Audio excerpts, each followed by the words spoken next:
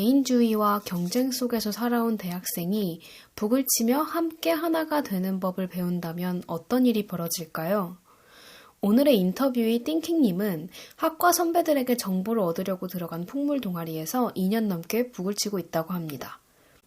처음엔 장구를 메고 한 바퀴 도는 것조차 낯설었지만 이제는 수십 명이 함께 뛰며 눈을 마주치고 호흡을 맞출 때 오는 일체감을 사랑하게 되었다고 해요. 완벽한 연주보다 함께 어울리며 즐기는 마음이 중요한 곳. 자신의 타이틀을 내려놓고 패명으로 존재할 수 있는 곳. 버거운 삶을 환기시켜주는 곳. 띵킹님이 이끄는 풍물의 세계로 함께 들어가 볼까요? 안녕하세요. 안녕하세요. 오늘 어떤 취미로 나오셨는지와 함께 간단한 자기소개 먼저 부탁드립니다. 네, 안녕하세요. 저는 풍물이라는 취미를 하고 있는 서유원이라고 합니다. 저는 고창농악을 전수받는 동아리인 매우시에서 북을 주로 치고 있고요. 주로 풍물을 하는 곳에서는 서로를 패명으로 소개를 해서 오늘도 제 패명인 띵킹으로 팟캐스트 이어나가고 싶습니다. 지금 동아리 들어온 지는 3년째고 풍물도 2년 넘게 하고 있습니다. 네, 반갑습니다. 패명이라고 말씀해 주셨는데 패명 되게 재밌는 것 같아요. 네, 풍물패에서 그 패명인 것 같은데 네, 맞아요. 약간 일종의 활동명이라고 생각하면 되나요? 네, 맞아요. 저희끼리는 뭐 부캐라는 얘기도 하는데 어, 동아리마다 어쨌든 농악을 하고 있는 사람들은 대부분 동아리로 보통 시작을 하고 여기 활동도 동아리 단위로 지금 하는 분위기이기 때문에 동아리마다 패명을 정하고 그 동아리마다 정하는 문화가 있어요. 저희 동아리는 그 기수마다 끝자리를 맞추는데 돌림자라고 하거든요. 킹 돌림자를 가지고 있어서 킹들이 있고요. 저는 그중에서 띵킹이고 어떤 동아리는 그 해의 테마가 있어요. 예를 들어서 소리라는 테마가 있으면 고요 혹은 잔향 이런 패명들을 갖게 됩니다. 근데 약간 이게 그 어쨌든 전통 놀이에 가깝다 보니까 당연히 패명하면은 뭔가 순우리말이나 한국어로 할 것 같은데 그래서 띵킹이 너무 의외예요. 아, 그죠. 백로 이런 패명을 갖고 있는 사람도 있는데 음, 저희 동아리는 조금 세속적인 패명을 많이 합니다. 킹자 돌림으로 네. 그러면 혹시 다른 패명 뭐가 있어요? 킹자 돌림으로? 저희 킹들 중에는 마네킹도 있고요. 세계 랭킹도 있고요. 어머. 오키도킹, 젤리킹, 드링킹까지 있는데 저희가 조금 요래요. 띵킹이 가장 무난한 그죠. 거였네. 저희 친구들이 좀 자아가 강해서 재밌다. 그러면 그 안에서는 이제 그 패명으로 서로 부르는 거예요? 저희 동아리 활동을 할 때에는 사실 본명을 많이 쓰는데 동아리 외쪽으로 전수를 가거나 아니면은 뭔가 모임들이 있거든요. 굿을 치는 모임을 가서는 저는 패명으로 많이 소개를 합니다. 약간 사람마다 선호가 있어요. 그러면 일단 우리가 항상 이제 계기로 시작을 하거든요. 그래서 풍물패를 일단 시작하게 된 계기를 먼저 말씀해 주시면 좋을 것 같은데 이게 동아리라고 하셨잖아요. 네. 그래서 어떻게 해서 이 동아리를 시작하게 됐나요, 처음에? 아, 저는 고등학교 선배가 이 동아리를 하고 있었기 때문에 우선 이 동아리를 좋게 보고 있었던 게 한 가지가 있고요. 그리고 두 번째로는 대학 생활에 도움을 많이 주는 동아리가 된다고 해서 동아리 활동들이 학교 생활에서도 뭐 좋은 선배가 많은 자료도 주고 팁도 주고 그런 것이 두 번째. 아, 약간 커뮤니티를 노리고 네, 간 맞아요. 거군요. 풍물을 하려고 들어간 게 전혀 아니었어요. 아, 다른 노림수가 있었네요. 네, 그런데 세 번째 이유는 어머니가 정읍에서 그렇게 풍물 활동을 하셨다고 하셔가지고 동아리로 어머니도 풍물패를 하신 거죠. 근데 어머니도 장구를 치려고 들어가신 건 아니었을 거고 아마 동아리 활동에 그런 이점을 보고 들어가셨을 텐데 자기 너무 재밌었다고 정읍에 가서 전수받고 이런 것들이 너무 재밌었고 풍물패 선배들이 너무 잘해줘서 긍정적으로 생각해봐라. 그런 것들이 모여서 들어가게 됐습니다. 그리고 풍물을 하게 됐죠. 그냥 그런 마음으로 이제 가볍게 시작을 하게 됐군요. 그쵸. 혹시 그 전에도 약간 뭐 연주나 춤 같은 그런 퍼포먼스를 하는 일을 해본 적이 있어요? 아, 네. 저는 고등학교 때 오케스트라에서 타악기를 쳤어요. 아, 그래서 팀파니, 드럼, 스네어 드럼, 뭐 캐스터네츠, 차임, 뭐 다 기타 해봤구나. 심벌 이런 것들을 했어가지고 그런 걸 했었구나. 네. 되게 근데 또 달랐을 것 같은데 그 얘기는 또 이제 뒤에 해봅시다. 그런 일을 어쨌든 해본 적은 있었고 네. 그래서 그렇게 처음에 동아리 갔을 때 혹시 첫 경험이 기억나시나요? 저는 사실 동아리 첫 경험과 풍물 첫 경험을 좀 분리하는 편이에요. 어. 왜냐하면 동아리를 처음 갔을 때는 그냥 그 취지에 맞게 좋은 언니들과 선배들에게 학과 생활 관련된 정보와 자료를 많이 받아야지라는 취지에 맞게 한 학기를 생활을 했었고, 언니들이 가끔 북치는 법을 알려주긴 했지만 언니들마저도 별로 풍물에 막 진심이고 그렇지 않았던 게 어. 코로나가 그때 막 끝났을 시점이어서 아. 그 선배들도 풍물을 많이 접하고 연습하고 그럴 시간이 별로 없었더라고요. 그래서 저희 동아리도 약간 맥이 끊겼던 느낌이 있는데, 네, 그래서 처음 동아리에 들어갔을 땐 그냥 동아리에 들어간 거고, 풍물을 처음 했을 때는 되게 놀랐죠. 내가 이런 걸 하려고 동아리에 들어온 게 아닌데. 어떤 점에서 놀랐어요? 저는 우선 뒤에도 그런 얘기를 하게 되겠지만 사물놀이를 생각하고 들어갔어요.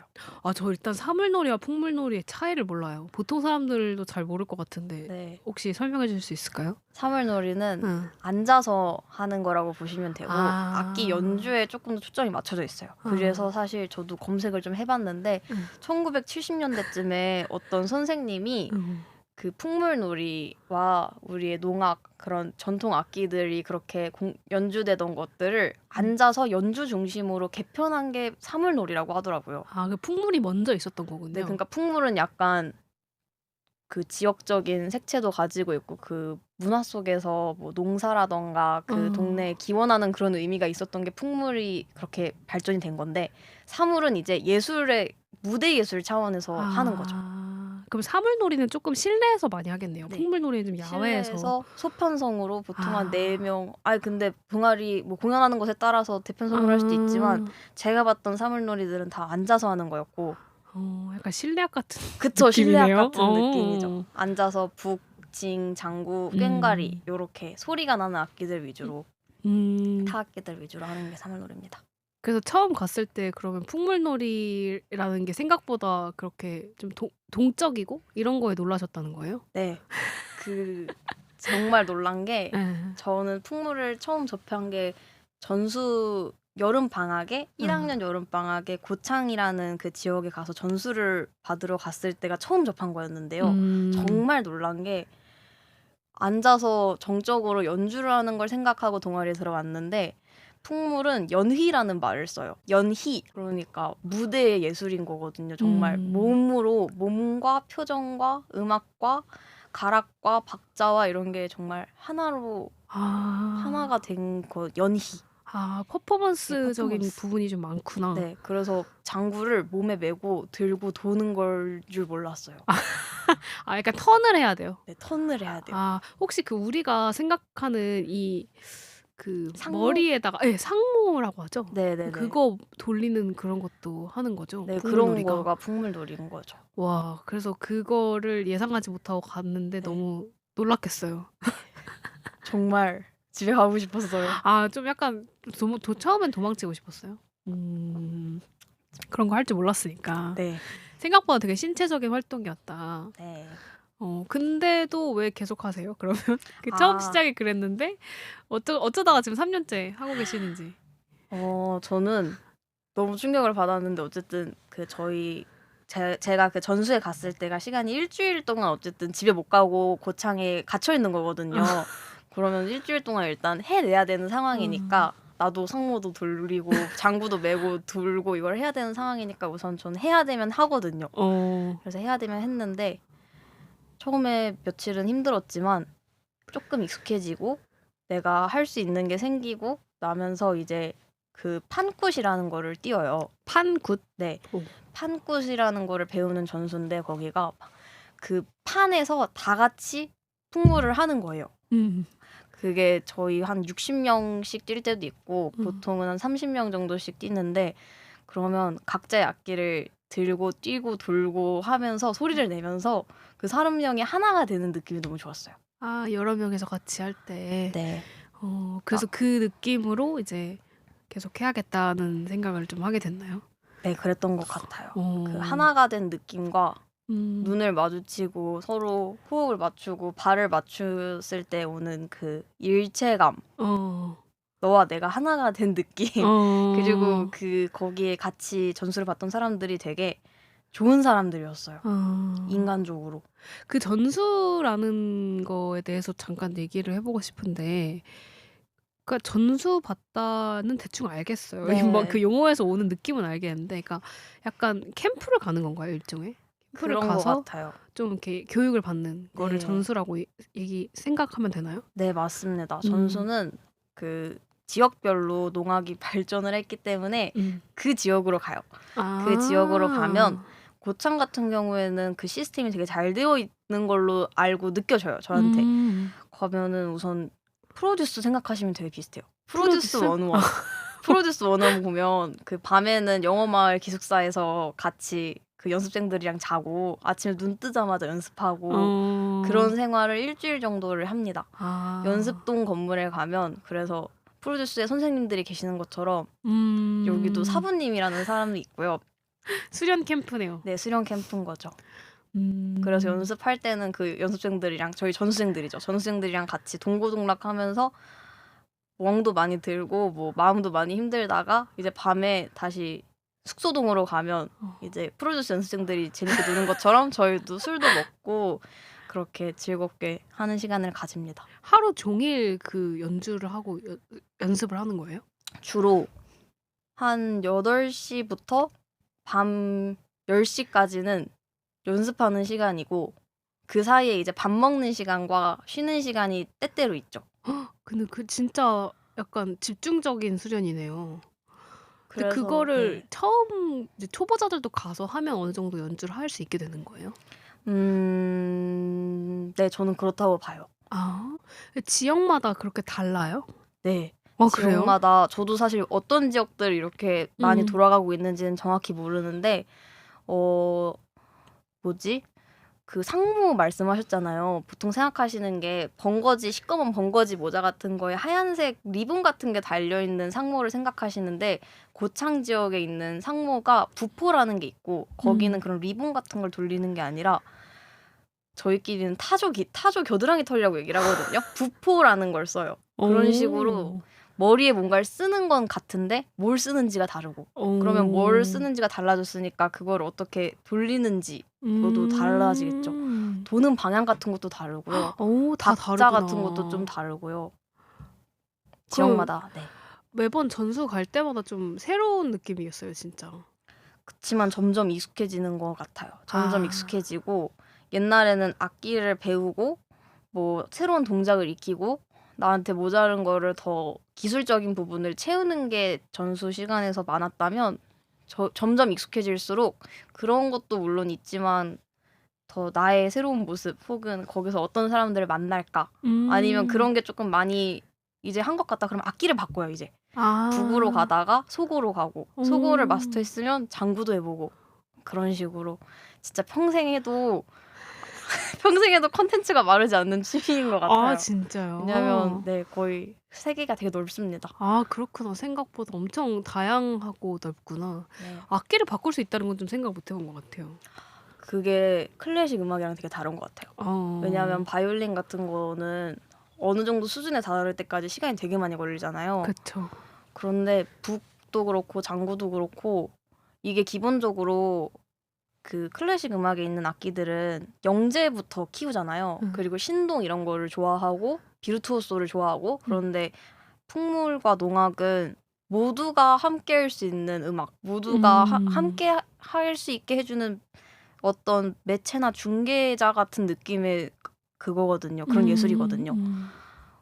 마당놀이라고 하는 그런 무대가 있는 게 아니라 함대 어울려서 흥을 나눌 수 있는 게 풍물이라서 그래서 악기에 그 시작하는 것도 되게 쉽고 악기도 싸고 진입장벽이 저는 개인적으로 낮다고 생각합니다. 그러면 팅킹님도 다른 악기로 해보신 적 있으세요? 아니면 아직은 계속 같은 악기를 하고 계시는 거예요? 저는 지금 북을 그래도 좀 치는 편이고 다른 친구들은 어떻게 생각할지 모르겠지만 저는 그래도 개인적으로 북은 좀 칠 줄 안다고 생각을 하고 두 번째 악기로는 소고를 잡았고 다음으로 욕심이 나는 거는 이제 꽹과리를 할까 장구를 할까 그러고 있습니다. 재밌다. 그 여러 악기를 그렇게 할 수 있구나. 네. 그럼 이제 이 풍물놀이의 매력과 효능을 본격적으로 영업해 본다면 예를 들어 뭐 밑에 후배가 들어왔다. 그럼 이제 풍물놀이 아마 동아리를 좀 이렇게 홍보하기도 할 것 같은데 네, 한번 마음껏 영업해 보시죠. 네. 네. 제일 좋은 건 우선 몸을 쓸 수 있다. 몸을 쓸 수 있다는 게 제일 좋은 것 같아요. 왜냐하면 맨날 앉아있는 생활이 많잖아요. 사실 요즘 우리 같은 사람들이 공부도 해야 되고 뭐 토익도 따야 되고 알바도 해야 되고 그러다가 몸을 그렇게 내 몸의 호흡을 느끼는 것부터 시작을 하거든요. 사실 풍물을 하면 그 호흡에 맞춰서 모든 동작들이 쌓아 나가지고 동작과 호흡이 완성이 돼야 그거에 맞춰서 악기를 치는 거고 악기를 칠 줄 알아야 이제 다른 사람과 하나가 될 수 있는 거고 이런 거라서 그 몸에 대해서 한번 생각해 볼 수 있는 취미가 되는 게 저는 우선 1번 장점인 것 같아요. 그 호흡이 진짜 중요한 것 같아요. 사실 어떤 악기를 배워도 그렇고 어떤 운동을 배워도 그렇고 호흡이 가장 기본이고 호흡이 들숨과 날숨에 어떤 걸 실어 보낼지가 진짜 핵심인 것 같아요. 그걸 맞아요. 항상 배우죠.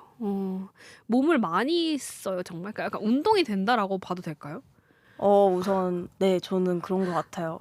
그 우선 8시부터 10시까지잖아요. 전수에 가면 정말 유산소도 되고요. 그리고 근력 운동을 웨이트를 따로 하지는 않지만 저는 북을 치는데 북은 우선 들고 있어야 되거든요. 그러면은 그 북을 들고 일자로 예쁘게 서 있으려면 그 등 근육들이 다 자극이 돼요.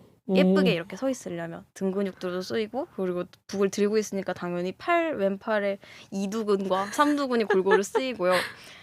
그리고 예를 들고 뛰어다니면서 굿을 치기 때문에 유산소도 되고 네, 그렇습니다. 그리고 멋있는 동작을 하려면 앉았다 일어나거나 북을 들었다 놓거나 이런 것들이 쓰여요. 그러면 이제 또 다리 근육도 쓰이고 그래서 저는 개인적으로 PT를 몇 번 받고 나서 전수를 가니까 몸이 너무 자유로운 거예요. 또 기본 운동을 하고 가니까. 네, 그래서 오히려 욕심도 나요. PT에 대한 웨이트에 대한 욕심도 더 나고 기초 체력을 이제 네. 더 탄탄히 쌓게 되는. 그런 퍼포먼스가 확 달라지니까 2번은 혼자 하는 취미가 아니라는 점이 너무 좋아요. 혼자서 할 수가 없는 취미거든요. 그쵸.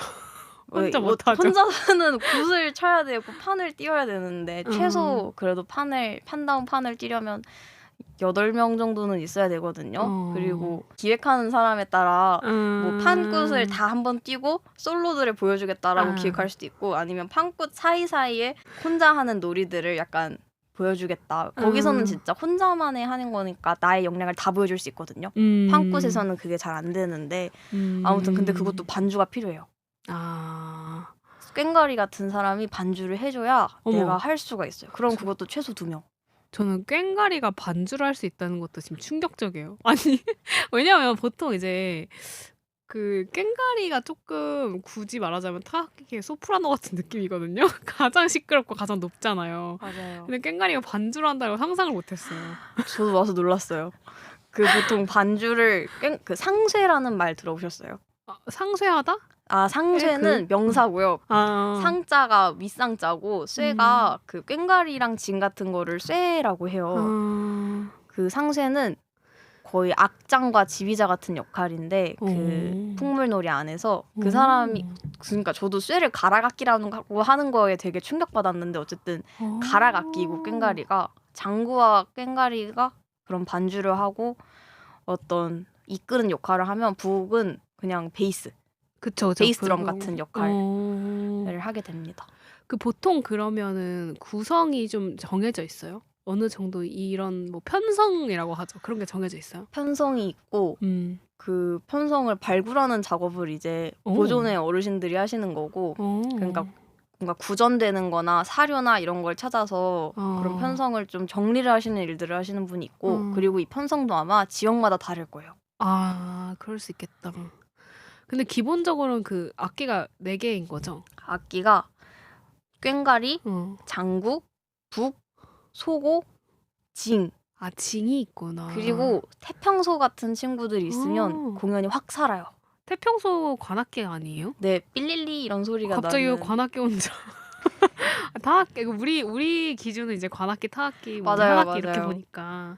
그 태평소가 있어요. 태평소도 태평소는 사실 있구나. 불면서 같이 뛰어다니지는 않고 그러니까. 그러지는 않고 호흡이 흐트러질 것 같은데. 네네. 해보면 보통 그 판 밖에 가장자리 같은 데 서가지고 약간 혼자 이렇게 삘리리 불어주면 나머지 타악기들이 열심히 뛰고 돌고 앉았다 일어났다 하면서 흥을 나게 해주죠.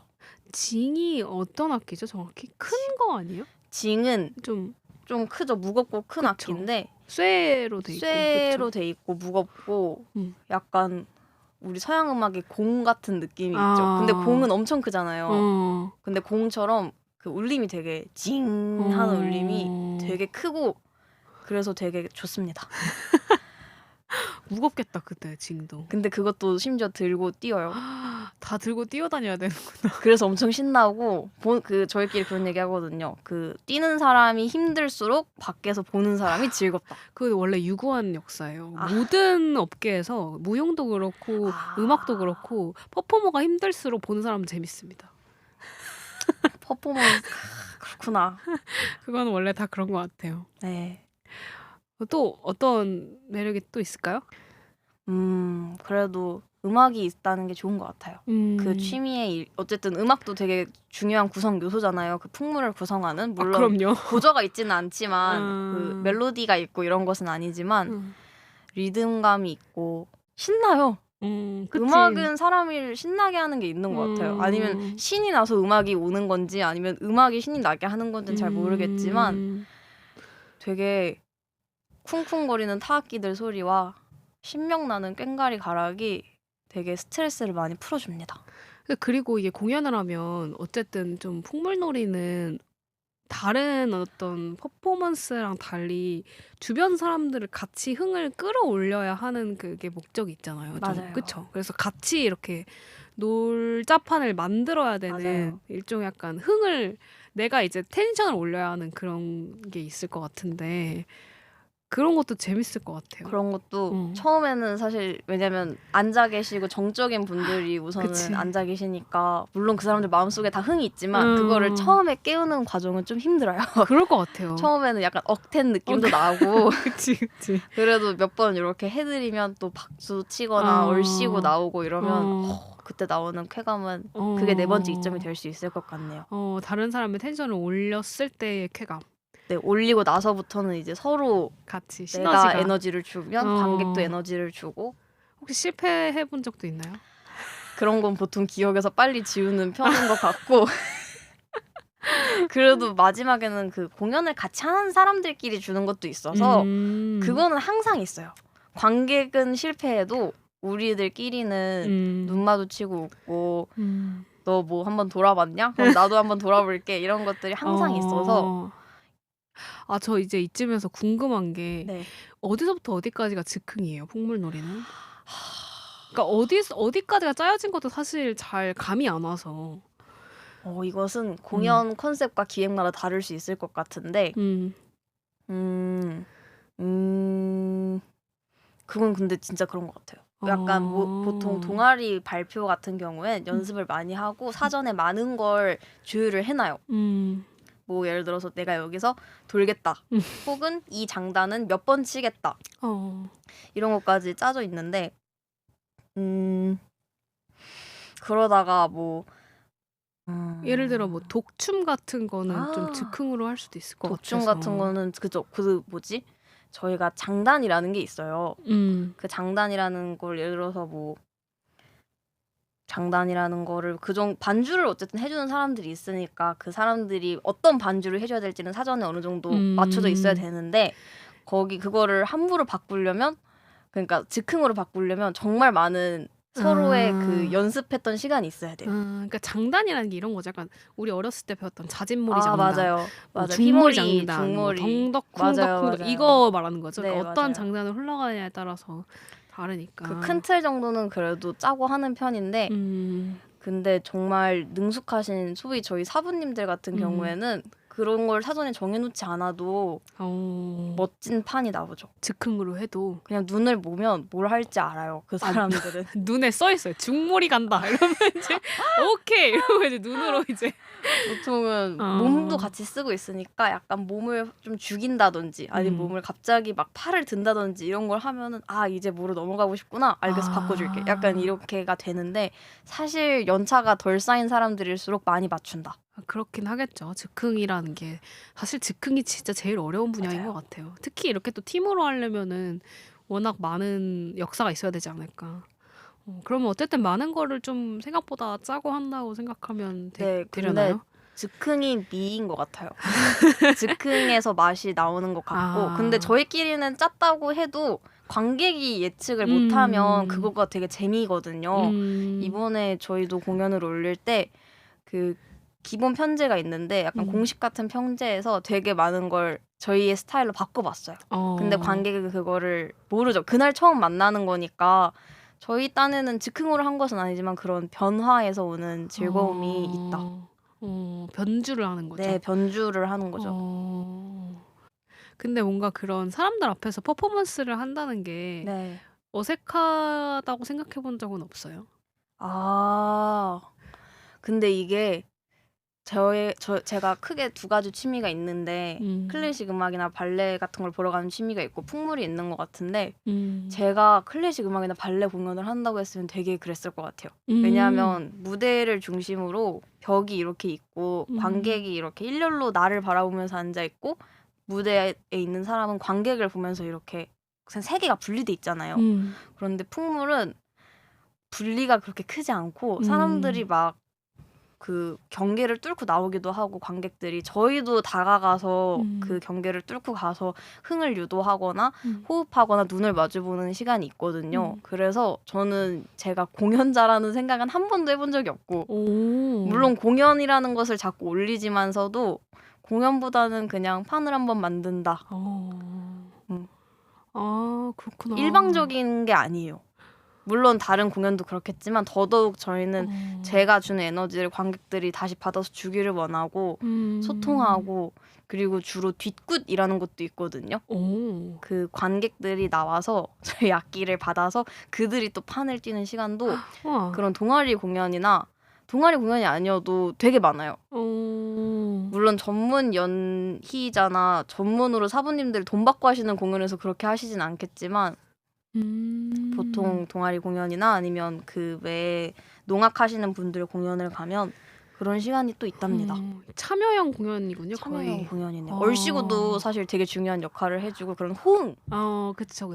그래서 저도 국악에 대한 경험이 그렇게 많은 편은 아니지만 국악 공연 어쩌다가 가면은 국악 공연의 가장 큰 특징 중에 하나가 이제 관객석에 있는 분들이 누가 봐도 정말 약간 고인물 같아 보이는 분들이 얼씨구 막 이런 거 맞아요. 이제 넣어주시는 거죠. 그게 진짜 그 서양 음악과 동양 음악의 가장 큰 차이인 것 같아요. 무대에 경계가 없다는 게 약간 공연자와 이 향유자의 경계가 없어지는 것도 있네요, 확실히. 네. 사실 저희 관객으로 오시는 분들 중에 많은 분들이 같이 농악하는 사람이 많아서 그런 걸 수도 있는데 그렇지 않더라도 그 보통 농악이라는 게 더더욱 예술을 해야지 공연을 올려야지 이런 마음으로 생각한 분야가 아니기 때문에 보통 기원하는 의미 우리 마을의 안녕을 빌고 그런 게 있었다 보니까 마을에서 그냥 우리끼리 한번 신나게 놀아보자라는 취지에서 출발한 거라서 더더욱 그 경계가 없는 것 같아요. 애초에 정신 자체가 좀 그렇군요. 네. 시작 자체가 좀 다르다. 네. 혹시 그 풍물놀이가 좀 싫었던 적은 없어요? 많죠. 사랑하려면 그 사랑한다는 마음은 항상 따라오는 것 같아요. 증오가? 애증이라는 말이 괜히 있는 게 아니고 싫을 때 있죠. 저는 보통 그러니까 싫을 때는 너무 잘하고 싶은데 몸이 안 따라줄 때. 권태기 같은 게 올 때. 근데 오히려 그런 마음은 권태기랑은 또 달라요. 권태기는 아예 약간 안 해도 될 것 같다 이제. 할 만큼 했다. 이제 그만 가자. 이게 권태기인 것 같고 그런 것도 있었던 적이 있었지만 힘들 때는 싫을 때는 그럴 때죠. 내가 이걸 뭐라고 멍들어가면서 하고 있지? 그러면서도 또 연습은 하게 돼. 또 일어나. 그때가 그런 것 같고 권태기는 주로 그 우리 늘보님 그 무용이랑 비슷할 수도 있는데 뭐 여러모로 시간이나 뭐 몸이나 이런 이슈로 계속 못 하게 되면 계속 그 시간을 못 쓰게 되고 연습을 해야 되는데 혹은 조금 더 나가야 되는데 그런 연습을 할 수 있는 자리에 나가야 되는데 못 나가게 되면 조금 잊혀지는 것 같아요. 몸이 멀어지면 마음이 마음이 멀어지는 거죠. 멀어지는 거죠. 뭐 나도 일상에서 하고 싶은 게 많고 네, 뭐 그런데 풍물까지 시간을 내서 어디까지 가서 하고 오기가 힘들어질 때 그땐 좀 아쉽고 권태롭죠. 권태기가 느껴져요, 요즘. 근데 그 뭔가 잘하고 싶을 때 안 되는 그 마음이 네, 사실 그쵸, 그게 사랑이죠, 사실. 그게 사랑이죠. 나도 싫어지고 그때는 되게 힘들었지만 근데 사실 점점 시간이 지날수록 그냥 받아들이게 되는 것 같아요. 내가 이걸 업으로 할 게 아니니까 뭐 조금 덜더라도 뭐 조금 몸이 무거워도 나의 굿은 이런 것이 나. 사실 뭐지? 저는 풍물할 때 제일 약간 아쉬운 게 아무래도 남자분들이 힘이 세요. 그리고 타악기잖아요. 그쵸. 소리가 달라요. 그리고 이게 힘이 세면 크고 무거운 악기를 소리가 좋고 울림이 좋은 악기를 다룰 수가 있는데 저는 악기를 고를 때 제일 좋은 게 작고 가벼운 거거든요. 그쵸. 그래서 거기서 오는 약간의 아쉬움, 피지컬적인 그런 딸림에서 오는 아쉬움이 네, 풍물에서 저에게 약간 힘들게 하는 것이다. 이제는 그냥 마음을 많이 내려놨어요. 또 궁금한 게, 그러니까 그 좀 타고나게 박치인 사람이 있을 수 있잖아요. 혹시 그런 사람이 풍물놀이를 하는 걸 본 적은 없나요? 있어요. 저희 동아리에도 실명을 언급할 수는 없지만 지금 바로 떠오르는 사람이 몇 명 있고요. 근데 풍물이 그 어떤 서양 음악 같은 예술이나 발레 같은 예술처럼 딱딱 맞춰서 혹은 완벽한 기술을 보여주는 것도 중요하지만 그것보단 더 다른 의미가 있다고 생각해요. 그 다 같이 어울려서 악기를 치고 한데 호흡하고 에너지를 이렇게 서로 주고받는 게 되게 중요한 것 같아서 오히려 저는 우리 수준에서는 취미로 하는 사람들 수준에서는 완벽한 정확한 가락의 그런 퍼포먼스 이런 것보다는 한데 어울릴 수 있는 마음 그게 훨씬 중요한 것 같아서 즐거워하는 모습이 보이면 되게 박지여도 즐거워하는 모습이 보이면 좋아요. 크게 그렇게까지 중요하지는 않다. 스스로는 조금 힘들 수 있다. 그렇지만 같이 즐길 수 있으면 괜찮으실 거다. 사실 몸치도 있잖아요. 그러니까 돌고 이런 거를 진짜 방향 감각이 정말 타고나게 좀 유난히 없는 분들도 있어서 그런 분들은 조금 그런 분들도 근데 힘들 수도. 저는 제가 몸치 쪽이었다고 생각해요. 왜냐면 운동 같은 것도 안 해버릇했고 몸도 좀 무거운 편이고 지금 그래도 좀 많이 가벼워진 상태인데 처음 시작할 땐 진짜 몸이 많이 무거웠거든요. 그러다 보니까 나도 따라하고 싶은데 저 사람처럼 하고 싶은데 안 되더라고요. 그럼에도 불구하고 이게 다시 한번 얘기했지만 풍물은 다 같이 하려고 생긴 거라서 역시 네. 그 정신이 중요하다. 네, 그래서 정신이 중요하다. 얼마나 잘하는지 뭐 재능 이런 게 크게 상관이 없는 분야 중에 하나인 것 같다. 그러면은 띵킹님은 풍물놀이 할 때 언제가 가장 행복한 것 같아요? 내가 이 맛에 이거 한다 하는 그런 순간들이 있다면? 사람들과 소통하는 느낌이 들 때. 사람들이 이것을 통해 변화하는 걸 볼 때라고 적어왔네요. 그러니까 아까 말한 것처럼 약간 내가 흥을 돋구는 거를 네. 성공했을 때. 맞아요. 저 사람의 마음과 눈에 나랑 같은 게 비춰졌을 때 나의 기운이 이렇게 전달이 됐을 때. 그리고 함께 즐거운 게 보일 때 그때가 진짜 네 그리고 뭐 하고 싶었던 동작이나 원했던 그 몸선이 마침내 내 것이 됐을 때 그때 그것은 정말 이루 말할 수 없는 성취감이 있어요. 맞아. 왜냐하면 저도 지금 2년 정도 하고 그 옛날에 저를 알잖아요. 저는 그 가면 거울이 깔려 있어요. 거울이 깔려 있는데 갈 때마다 거울 속에 있는 내가 점점 좋아지는 것 같아요. 처음에는 거울도 잘 못 봤는데 이 몸뚱아리가 진짜 이 몸뚱아리가 이러고 있네? 이런 생각으로 처음엔 거울을 봤는데 점점 내가 닮고 싶어 하던 사람이 거울 속에서 보이는 거예요. 그 언니의 춤선이 정말 마음에 들었었는데 어느 순간 가보니까 내가 그 언니처럼 북을 치고 있네? 내가 발림을 저 사부님처럼 하고 있네? 그러면 그 쌓아온 시간들과 그런 게 확 와닿으면서 스스로가 기특하고 할 수 있다. 너희도 다 할 수 있어. 이런 마음이 되죠. 사실 그렇게까지 가는 과정에서는 많은 좌절과 힘듦이 있잖아요. 근데 이 약간 그때 그 성취했을 때의 찰나의 행복감이 너무너무 커서 또 그 고난의 길을 다시 들어가는 것 같아요. 맞아요. 약간 모든 악기 연주 쪽이나 약간 사실 무용도 그렇고 그런 것 같아요.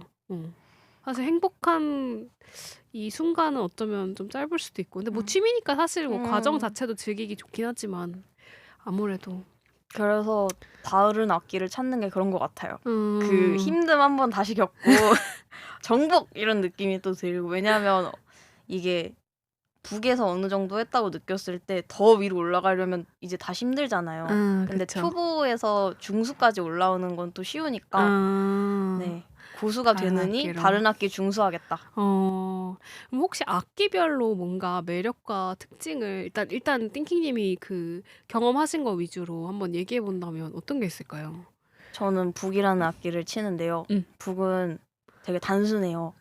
낼 수 있는 소리가 둥, 두, 따. 이 세 개밖에 없다. 따 세 개밖에 없어요. 그런데 보통 제일 메인이 되는 건 둥인데요. 뭐 베이스 드럼 정도 생각하시면 될 것 같아요. 큰 북. 그냥 정말 진짜 둥, 둥, 둥 하면서 메트로놈 울림이 같기도 가게. 하고 그쵸. 울림이 가게. 그래서 북에서 제일 중요한 건 그 중심을 잡는 거라고 얘기를 많이 하거든요. 이게 한두 명이 치는 게 아니잖아요. 팡굿은 많이 칠 때는 그래도 20명, 전수관에서 제일 많이 쳐본 게 70명이거든요. 그러면 70명이 너무 빨라지거나 혹은 힘 빠지지 않게 둥을 계속 쳐주는 게 제일 중요해서 북의 매력은 그 중심을 잡는 것에 있다. 그리고 그 가죽이 주는 울림이 되게 좋아요. 몸도 울리지 않아요? 맞아요. 몸도 울리고 처음에는 힘을 들여서 북을 친다고 생각을 했는데 그 사실 북도 되게 무겁거든요. 여자 거 가벼우면은 2kg, 3kg, 남자 거 더 무거우면은 3kg, 4kg 그거를 들고 다니면서 치는 거기 때문에 처음에는 내가 에너지를 써서 북을 친다고 생각이 들지만 나중에는 북이 나한테 힘을 줘요. 그 진동으로 주는 건지 아니면 존재 자체로 주는 건지는 모르겠는데 그게 북의 매력이다. 힘을 준다.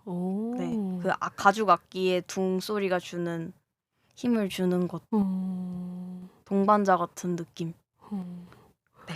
그 둥이랑 두따가 있다고 그랬잖아요. 네. 두가 뭐예요? 둥과 두의 차이가 뭐예요? 둥은 전력을 다해서 울림을 타겟하는 게 둥이에요. 그 가죽도 울리고 나무도 울리고 그래서 둥이 세게 치는 게 둥이면 두는 약간 약하게 치는 거예요. 그러니까 기교를 부릴 때나 좀 잔가락을 넣을 때 하는 게 두고 따는 태를 칩니다. 경쾌한 따 이러면 되게 맛이 나요. 그게 베이스가 될 것 같아요. 확실히 맞아요. 단단하게 받쳐줘야지 다른 사람들이 그 위에서 놀 수 있지 않나. 맞아요. 저희끼리 가슴을 울리는 둥이라고 얘기를 하거든요. 북의 맛은 북의 미학은 저희끼리 북의 미학에 대해서 토론해 본 적도 있는데 가슴을 울리는 둥이다라는 말이 되게 와닿았어요. 그 들어보시면 알아요. 그럼 이제 혹시 다른 악기를 좀 얘기를 해본다면? 꽹과리는 아까 북도 뭐 중심을 잡는다 이런 얘기를 했지만 그리고 초반에 꽹과리가 반주를 한다고 얘기를 했잖아요. 꽹과리는 그 역할이 진짜 중요해요. 생각보다 판을 깔아주고 신명나는 그 지갱지갱을 계속 해주면서 그리고 이 북이나 장구나 소고 같은 다른 악기들이 원하는 게 있어서 이렇게 꽹과리를 보면 꽹과리가 그거에 맞게 더 신나게? 알겠어. 더 빠르게? 알겠어. 더 느리게? 알겠어. 이렇게 해주는 그런 반주자의 역할. 그 신명나는 소리에 맞춰서 저도 한 번은 되게 잘하는 친구에 맞춰서 꽹과리에 맞춰서 북을 쳐본 적이 있는데 제가 원하는 걸 다 해주는 거예요.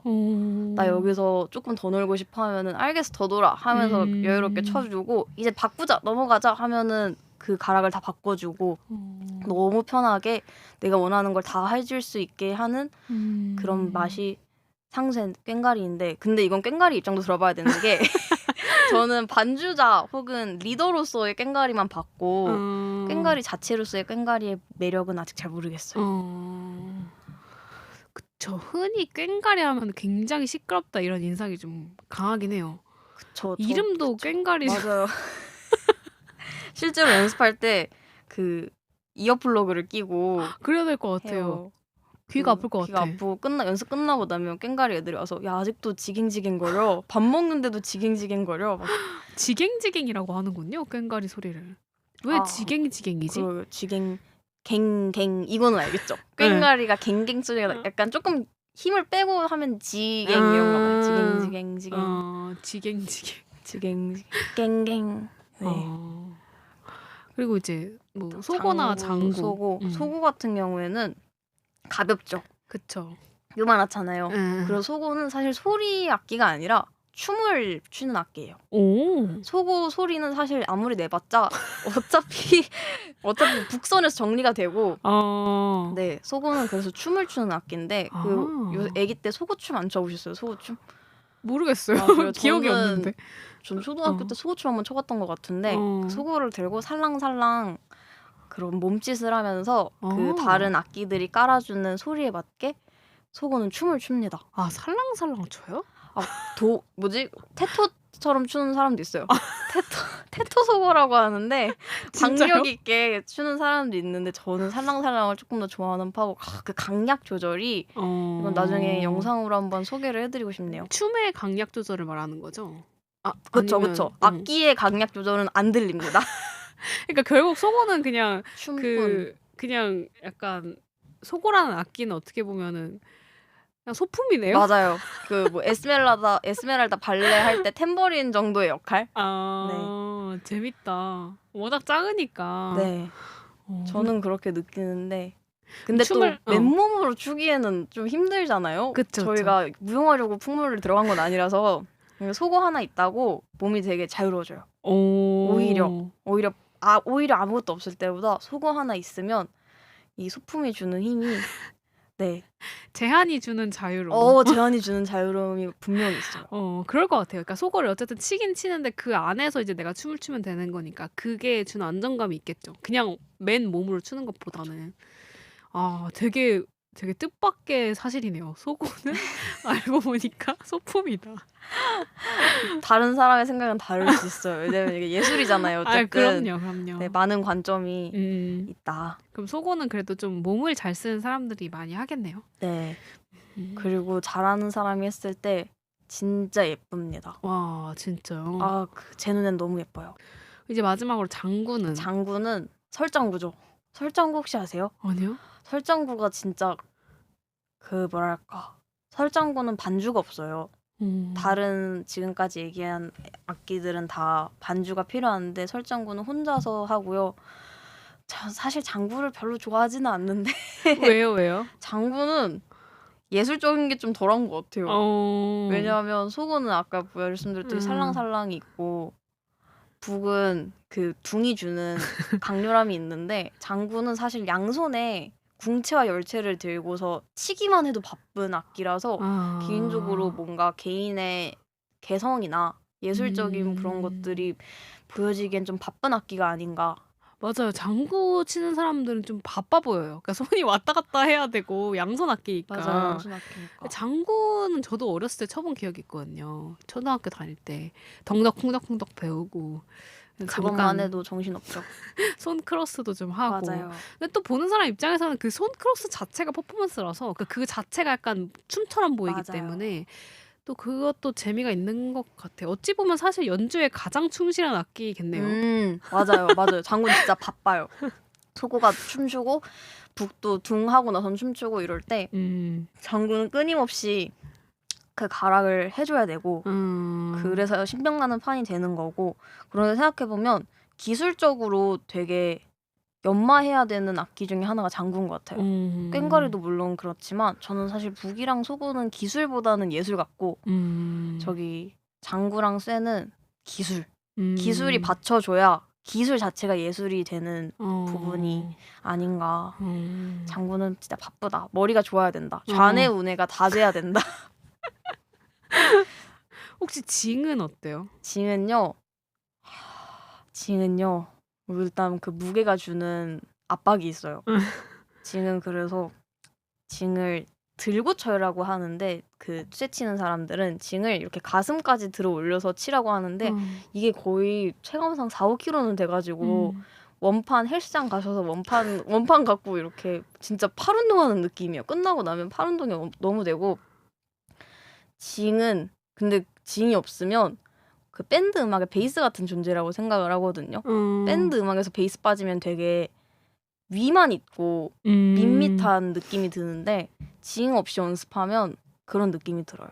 그 징 소리가 대박마다 거의 그 마디의 첫 박을 대박인데 보통 징이 계속 있어줘야 징 소리가 나야 이게 신명이 납니다. 근데 징은 약간 무거워서 많이 못 춤을 많이 못 출 것 같아요. 아 그래서 보통 징을 왼팔에 드는데 왼팔로 춤을 추지 않고 오른팔과 다리를 이용해서 춤을 많이 춥니다. 아 진짜. 그 팔을 이렇게 돌리거나 그 채가 어쨌든 있고 채를 이렇게 돌리고 채를 던졌다가 받는 퍼포먼스도 보통 한 번씩은 하는데 그거를 던졌다가 받으면 사람들이 박수를 막 엄청 쳐주거든요. 그리고 징을 이렇게 다리 아래로 해서 치기도 하고 다리를 이렇게 높게 들어서 거의 서커스죠 징은. 그러네. 아 그래도 그 안에서 할 수 있는 거 다 하는군요. 네. 징은 좀 서커스인 것 같아요. 전 징을 좀 별로 안 좋아합니다. 저한테 징치라고 안 했으면 좋겠는데 근데 징이 없으면 되게 아쉬워서 누군가는 쳐야 되고 많이 치진 않을 것 같아요 징은. 징은 그쵸. 보통 다른 악기들에 비해 숫자도 적고 하나는 꼭 있어야 되고 많아봤자 2개? 다른 악기들 뭐 4명, 5명, 10명 이렇게 있을 때 아무튼 정말 중심까지는 아닌 것 같아요. 징은 그냥 MSG? 없으면 진짜 아쉬워요. 그렇게 일단 한번 네. 훑어봤습니다. 감사합니다. 그러면 그 띵킹님은 이 취미를 만나기 전과 후를 비교를 했을 때 나한테 생긴 변화가 있나요?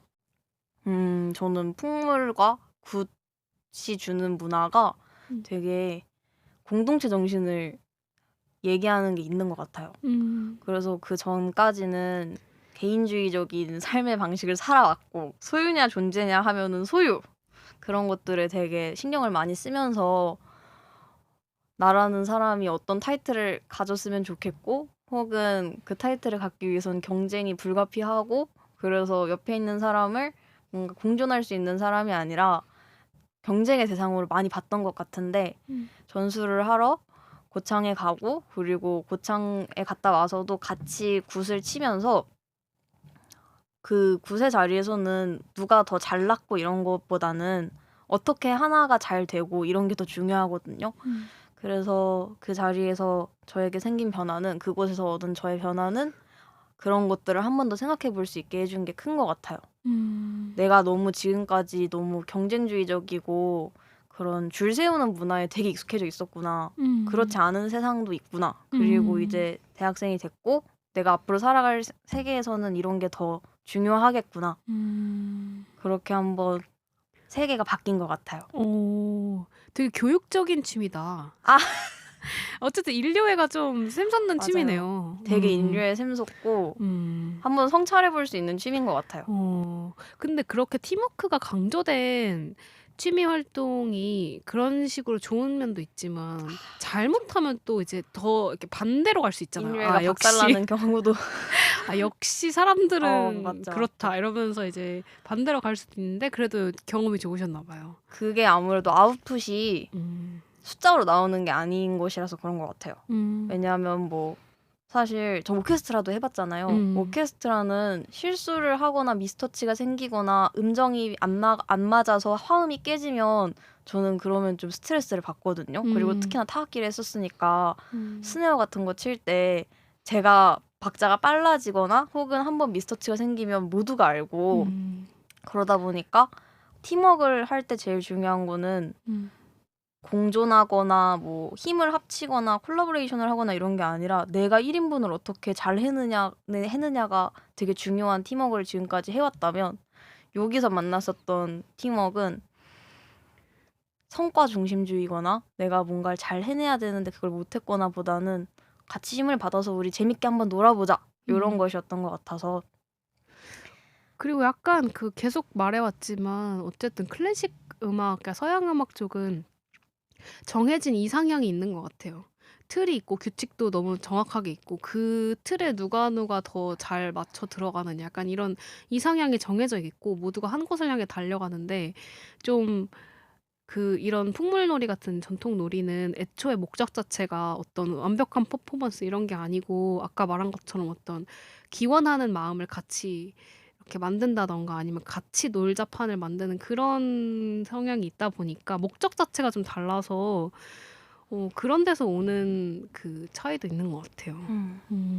맞아요. 그런 사실 요즘 제가 대학생인데 대학생들의 마음이 되게 가난한 시대거든요. 당장 1학년, 2학년인데도 뭔가를 해야 될 것 같고 3학년, 4학년만 돼도 내 자리를 잡기가 되게 어렵고 그래서 고민들이 되게 많은데 여기에서는 진짜 젊은이들의 모임이거든요. 그러니까 뭐 어느 대학을 다니고 뭐 나는 뭘 하고 있고 난 뭐가 되고 싶고 보다는 잠깐 놀러 온 혹은 쉬러 온 진짜 그냥 20살, 21살, 22살 뭐 나이 많으신 분들은 뭐 29살, 30살, 30대도 있지만 잠깐 타이틀들을 다 떼고 폐명이 있잖아요. 그 폐명으로 존재할 수 있는 곳이다. 거기가 그냥 우리끼리 모이면 그냥 그런 곳이 되는 거예요. 홍대에서 모이든 뭐 강남에서 모이든 악기를 치는 순간만은 내가 어떤 사회에서 가지고 있는 그런 소유적인 생활 양식 있잖아요. 뭐 내가 어느 대학을 다니고 공부를 하고 이런 것들을 다 잠깐 내려놓고 악기를 치는 사람, 나는 북을 치는 사람, 너는 쇠를 치는 사람, 같이 한번 이제 또 해보자. 이런 순간들이 소중한 것 같습니다. 약간 계급장 떼고 만나는 느낌이네요. 맞아요. 그 폐명이 주는 그런 해방감도 확실히 있을 것 같아요. 근데 아까부터 계속 클래식 음악이랑 우리가 계속 비교를 해오긴 했지만 네. 저 또 궁금한 게 여기에 악보가 있나요? 풍물놀이에? 악보가 이게 차라리 종묘대리악이면 정간보 이런 게 있을 텐데 저희는 그렇게 아까 얘기했다시피 그냥 서민 문화에서 그냥 자생적으로 생긴 거라서 저희가 약간 체계를 만든 느낌이에요. 저희 농악 보존의 선생님들이 계신데 그분들이 정리하는 작업을 하세요. 그러면 주로 그 음의 고저가 있는 게 아니니까 일단 보통 다 타악기들이잖아요. 그래서 둥 두따가 아까 북에 있다고 말씀을 드렸는데 그런 식으로 칸에 보통 한 4칸씩 나눈다거나 해가지고 둥 빈칸 두, 뭐 둥둥 빈칸 이런 식으로 정리를 저희가 해요. 그러니까 이게 내려오는 악보가 있는 게 아니라 구전된 거를 중간에 계신 선생님들이 정리를 하셨고 그거를 바탕으로 한다. 그런데 그게 되게 한계예요. 왜냐하면 클래식 음악은 악보가 있고 뭐 속도를 어떻게 해라 이런 게 있어서 그냥 그 자료만 있으면 칠 수 있잖아요. 그쵸. 이게 해석이 잘 되고 있고 작곡가의 그 의도를 담고 있는지는 잘 모르겠지만 어쨌든 칠 수 있단 말이에요. 그런데 저희는 지금 악보가 그런 상태여서 이게 같은 둥 빈칸 두여도 어떻게 치느냐가 너무 다르고 맥락 속에서 다 달라지거든요. 그래서 저희가 계속 전수를 하려고 하고 그 보존의 선생님들이 전승에 되게 신경을 쓰시는 게 지금이야 뭐 영상을 찍어서 남길 수 있지만 이런 게 없으면 정말 영상이 없고 사람이 없으면 끊기기가 너무 쉬운 것 같아요. 그리고 아까 말한 것처럼 무용이 많이 들어가잖아요, 춤이. 그러면은 그러니까 무용 업계에서도 제일 이제 어려움이 그거거든요. 그러니까 무보라는 게 있긴 해요. 그러니까 무보라고 악보의 개념으로 그림이에요, 그냥. 그림으로 그리는 건데 사실 이 무보라는 개념도 되게 최근에 생긴 일이고 그리고 그것도 어떤 방식으로 기록하느냐는 사람마다 다 다르고 그러니까 뭐 어떤 정해진 체계가 있는 게 아니니까 음표가 있거나 막 이런 게 아니니까 그냥 말을 그렇게 무보라고 부르는 거지. 그래서 그게 또 정확하게 얼마 어디까지 정확하게 기록되느냐도 너무 그 범위가 너무 크고 근데 이제 이 풍물놀이 같은 경우에는 춤도 있고 그런 리듬도 있고 이렇다 보니까 훨씬 정확하지 않을 것 같아요. 근데 진짜 그래서 전수라는 개념이 있구나 싶기도 하고. 그래서 그 보존에 계신 사부님들, 선생님들이 음. 그 보통 저희가 사부라고 얘기하면 되게 나이 많으신 분들을 떠올리시는데 그렇지 않거든요. 그 제일 나이가 어리신 사부 소리를 듣는 분 중에 제일 나이가 어린 분은 저보다 한 10살 많고 그래요. 그런 분들부터 해서 30대, 40대 이분들이 그거보다 조금 더 위에 계신 선생님이 한 60대 요 정도인데 그때 선생님들이 그 고창 지역의 어른들이랑 그런 옛날에 연행되던 그런 농악에 가까우셨던 분들, 가족분들 찾아다니면서 인터뷰도 되게 많이 하고 그리고 영상 이런 게 없으니까 그분이 살아계실 때 그쵸. 최대한 그분한테 가서 배우고 이제 그분이 이제 몸에 갖고 계신 거죠. 그 어떻게 해야 된다는 거를. 그러니까 이 국악계는 문화재가 될 만해요, 사람이. 맞아요.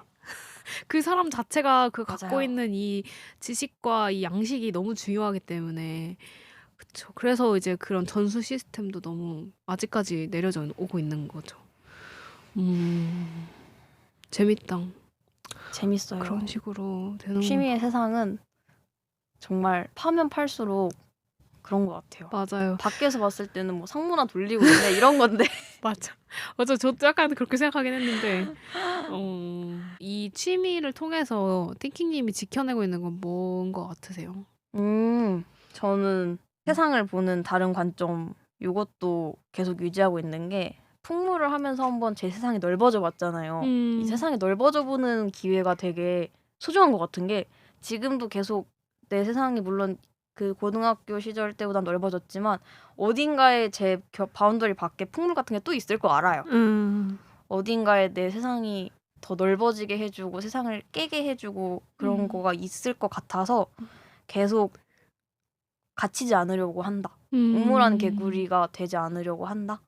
그런 경험을 한번 해봤으니까 네. 그쵸? 앞으로 다른 거를 선택해서 내 세상이 더 넓어질 수 있다는 걸 안다는 것도 되게 큰 자산이죠. 맞아요. 맞아요. 이 가능성을 항상 열어두는 거죠. 근데 이게 지금 대학교 동아리다 보니까 졸업을 하고 나면은 이 활동을 지속을 하지 못하지 않나요? 아 근데 의지만 있으면 다 할 수 있고 저희 그 예시 같은 걸 들면 동아리 활동을 하다가 지금 한 30대 초반 중반 이 정도 되셨는데 계속 고창에 오시는 분이 있어요. 그러니까 이런 그분은 또 이제 일도 있고 차도 있고 경제적으로 이제 안정이 돼 있으니까 저희는 돈을 모아서 고창을 가지만 그냥 차 끌고 오시면 되는 거예요. 그래가지고 뭐 저희들 피자 같은 것도 사주시고 연습할 때 조언도 해주시고 근데 그런 분들이 되게 많아요. 되게 많고 매력이 진짜 그냥 뭐 있구나. 삼촌 이렇게 되는 거죠. 아니면 뭐 선배. 그리고 사실 저희 대학교 동아리의 지도 교수님도 저희 동아리에서 악기를 치시다가 교수님이 되셔서 저희 동아리 지도 교수 맡고 싶으신 게 약간 로망이셨대요. 그래서 임용이 되고 나서 바로 저희 동아리 맡아주셨거든요. 그러고 공연 때마다도 오시고 악기도 계속 치실 줄 아시니까 물론 주기적으로 어디를 나가시는 것 같지는 않은데 그 교수님은 그냥 몸이 기억하는 거죠. 그리고 악기를 치면 다시 그때처럼 돌아갈 수 있는 거죠. 이 취미판이라는 게 대체로 뭐 아닐 때도 있지만 취미판이 그 뭔가를 좋아해서 한 사람들이 그래도 모여 있는 곳이다 보니까 대체로 좋은 커뮤니티가 형성이 되는 것 같고 그 안에서 선순환되는 게 많은 것 같아요. 그래서 뭐 물론 때에 따라서는 그 안에서 트러블이 생기기도 하지만 그래도 좀 그런 면에서는 좋은 커뮤니티이지 않나. 취미라는 게 주는 커뮤니티가. 근데 너무 지금 학교 동아리 위주로 이야기를 한 것 같기는 한데 근데 나이 많으신 분들, 동아리 졸업하신 분들도 당연히 편안하게 계속 오시고 그리고 저 같은 사람이 주변에 있으면 친구들도 궁금해해요. 그러면 제가 데리고 가기도 하고 한 번도 데리고 가본 적은 없는데 사실 왜냐면 이 일주일이라는 시간이 전수 일주일이라는 시간이 좀 길잖아요. 그것도 쉽지 않죠.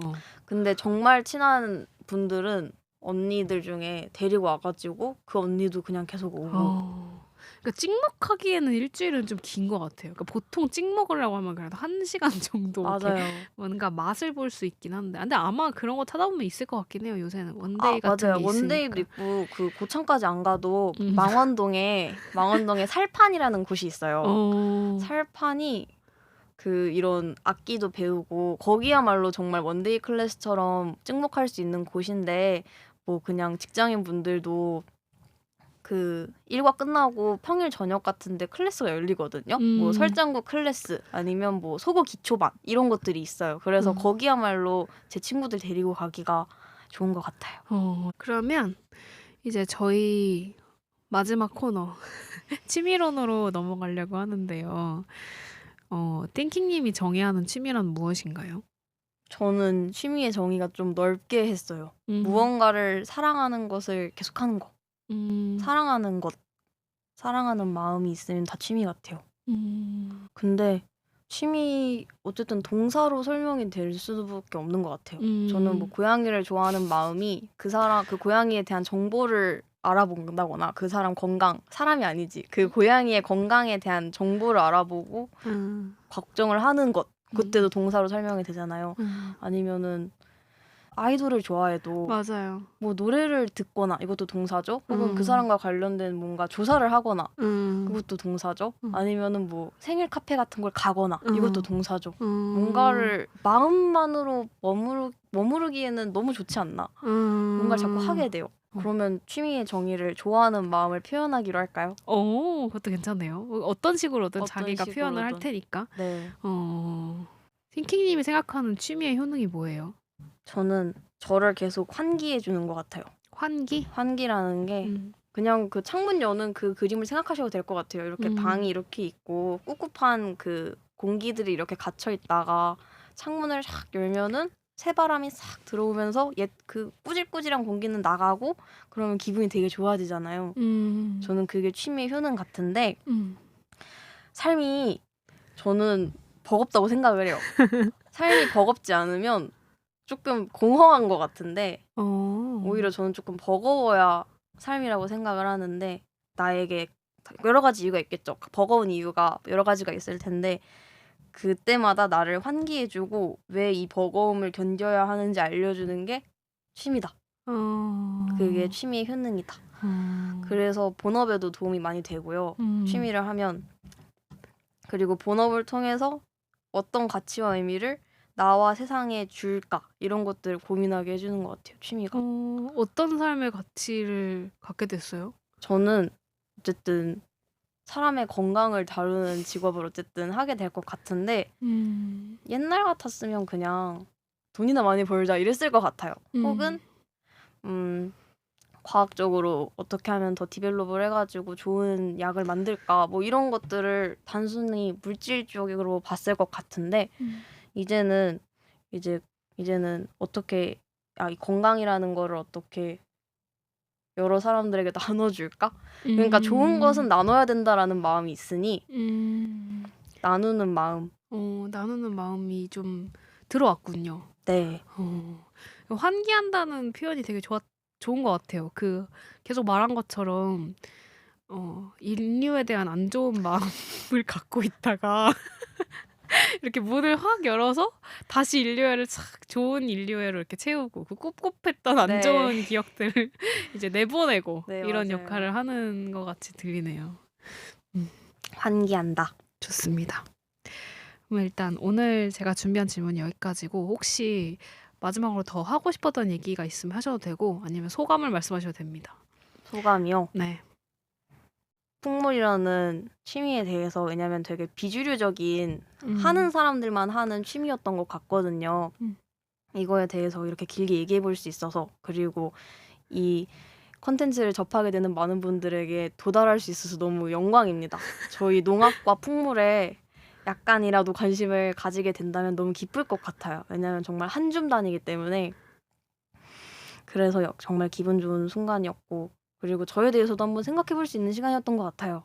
네, 내가 왜 이거를 좋아하는가 그리고 취미 내가 하고 있는 취미가 어떤 의미가 있는가 많은 분들이 각자의 취미를 찾았으면 좋겠네요. 네, 좋습니다.